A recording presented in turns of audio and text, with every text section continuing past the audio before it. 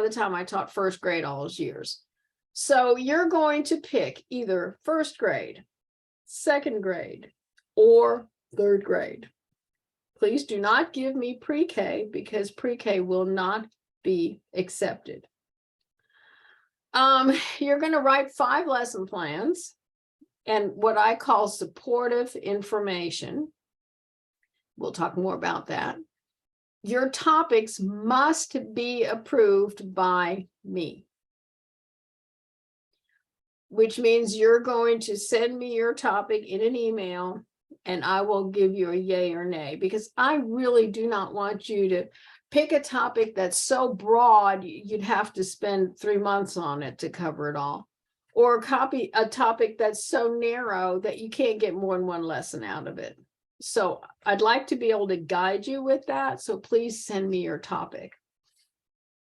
And you're going to use the early childhood lesson plan, just like you did for your pre-K lessons. And I'm going to grade them using that lesson plan rubric.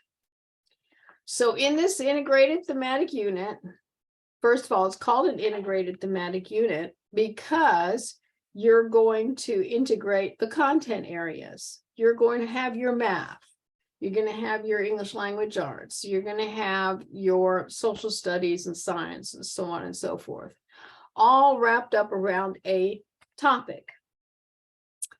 You're going to start off, and you're going to start off written with your topic approved. Now I'm going to stop my share because I have highly specific instructions on the PowerPoint for that. So let's go to the PowerPoint.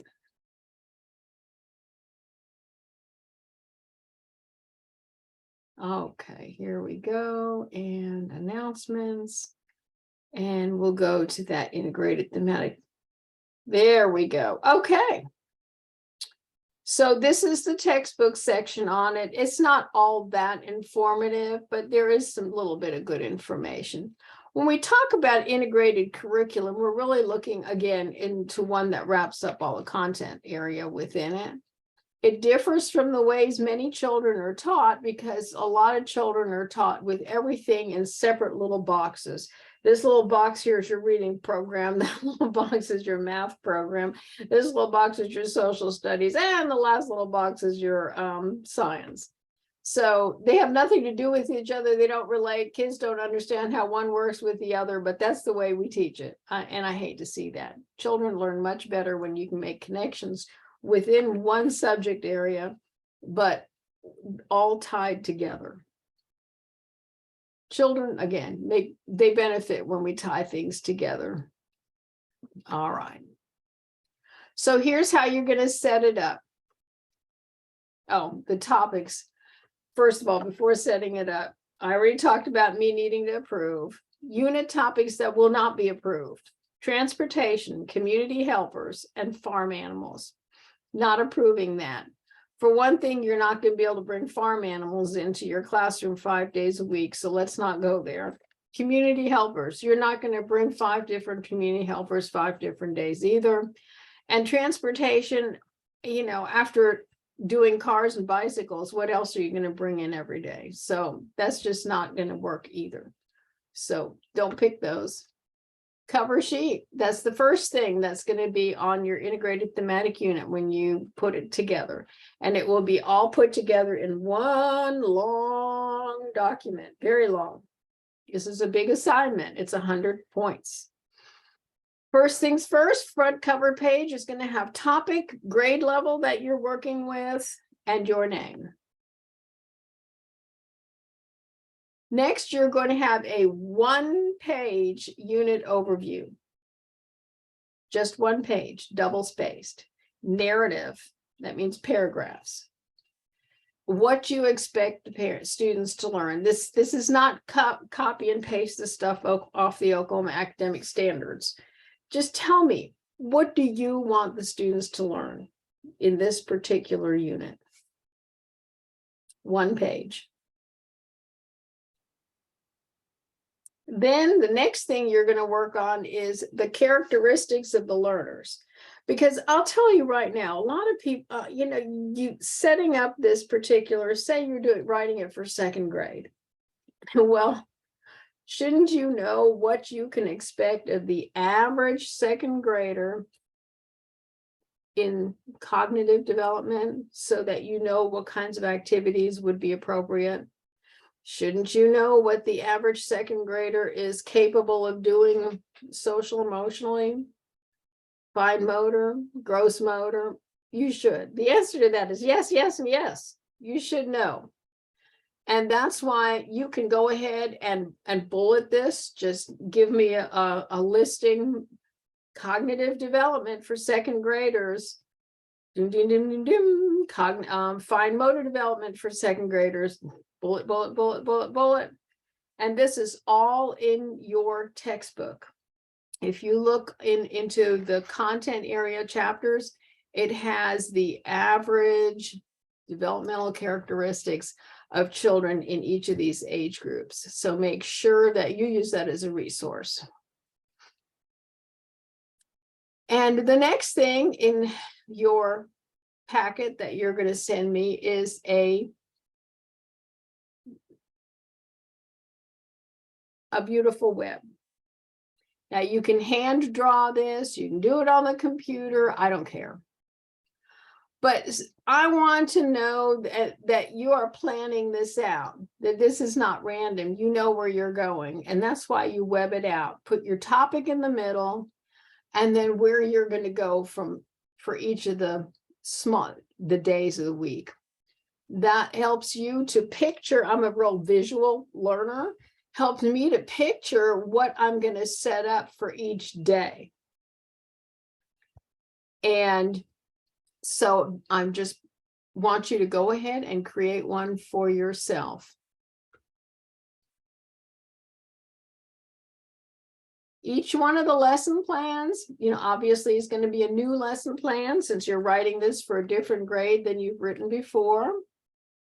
They're all going to follow the NSU Early Childhood Education lesson plan format, just the way your pre-K ones did. For each lesson, you must have math and language arts objectives. You still need your major and 2 minors, and part of that is going to be at least 1 math and at least 1 language arts, because you have to do so many of them, you can't afford not to include them in every lesson. You must have 4 content learning center minimum, which means you're going to have centers, but please bear in mind that in 1st, 2nd, and 3rd grade, you are not going to have the same centers you have in kindergarten and pre-K. You will not have a block center. You will not have an art center. You may do art every Friday, but you're certainly not going to have an art center. You are not going to have a dramatic play center. You are not going to have a manipulative center. That does not happen in 1st, 2nd, and 3rd grade. So please do not include in here, because I'm going to count off on that. There will be no worksheets. I realize that children of this age do hundreds of worksheets every month, but we are not going to add to it. For this particular exercise, I want you to think beyond the no plan necessary worksheet and come up with a plan on how to teach something in a hands-on way, a more meaningful way. And no cut and paste. Cut and paste is not art to begin with, and it's not really very educational no matter when you do it. Each new lesson will include new major and minor objectives. That means you can't use the same English language arts objective on Monday and Friday. They've got to be completely different, again, because you're responsible for teaching hundreds of these. So you're not going to have opportunities to just repeat things randomly. New adaptations. These adaptations go with your content learning centers. So they should be different. And the adaptations will be for ASD or ELL, just like in our pre-K. And appropriate technology. There should be 1 opportunity in each lesson to use technology in some way. And here is the breakdown of the grading, how each particular subsection will be graded.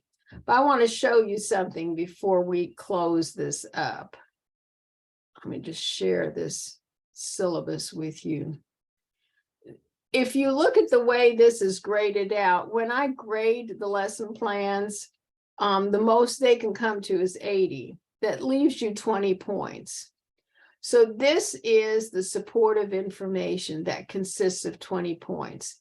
5 points for the unit overview, 10 points for the developmental characteristics, and 5 points for the concept web, which means that's really important to your overall grade. So be sure not to omit doing any of these pieces, because I always tell people, you know, everyone messes up a little bit on the lesson plans, but if you've got your supportive information in there, you can still make a great grade. Please, you can bear that in mind. If you have any questions at all about how to put together either your ethics analysis or your integrated thematic unit plan, please let me know, and I'll be happy to set up a Zoom call with you. And don't forget that you need to send me an email with your proposed thematic unit topic.